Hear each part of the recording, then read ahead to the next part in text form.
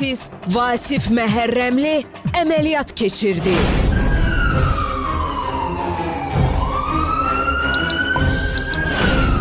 Ağır günlər yaşayan sənətçi günün sədasında bütün bunlara aydınlıq gətirəcək. Əzilir ürəyim, duyğumuz vardır. Hansı itki Vasif Məhərrəmlini hönkür-hönkür ağlatdı? Mən kövrəltdim prosto. Əməkdar artistin səsi titrədi, nitqi qurudu. Hala da mən özümə gələ bilmirəm. Hisslərinə hakim ola bilməyən ifaçını pərişan edən səbəb. Mən onun həqiqətən itkisinə çox üzüldüm, çox. Heç bir valideyni Allah